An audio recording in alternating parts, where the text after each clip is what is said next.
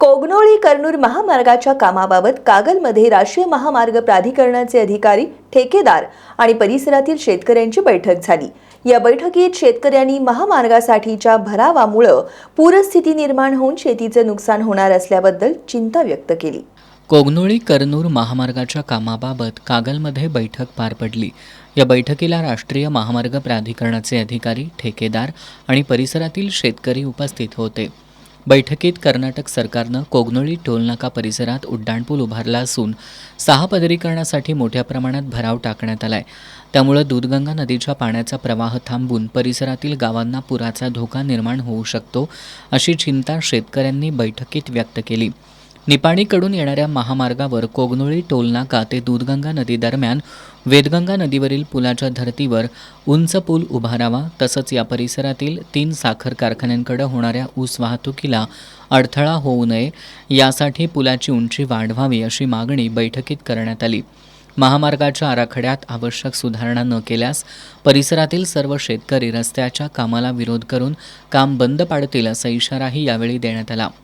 सध्या दूधगंगा नदीवर जो प्रस्तावित नवीन पूल आहे तो पुनच्च्या भराव टाकून होत असल्यामुळे सदर भराव टाकल्यामुळं कर्नूर, वंदूर, सोळगाव, शंकरवाडी, शिरनोली नदी किनारा हे जवळजवळ आणि कागल शहर मुख्यतः हजारो एकर जमीन परत पाण्याखाली जाणार आहे आणि 19सारखी परिस्थिती होणार आहे। इथले सर्वसामान्य शेतकरी हे पूर्णतः त्यांचा आर्थिक उदरनिर्वाह शेतीवर अवलंबून असल्यामुळं हे जर शेती पाण्याखाली गेली तर त्याचा खूप मोठ्या प्रमाणात नुकसान होणार आहे। तसेच कागलच्या बाजूनं, कर्नूरच्या बाजूनं जो प्रस्तावित उड्डाणपूल आहे त्या उड्डाणपुलाच्या खालून जवळ 50 गावची वाहतूक होणार आहे। सदरचा पूल हा 4 मीटर फक्त ठेवला आहे आणि त्यातून मोठी हेवी वाहतूक, ऊस वाहतूक होणार नाही, त्यामुळे तो 5.5 मीटर करावा।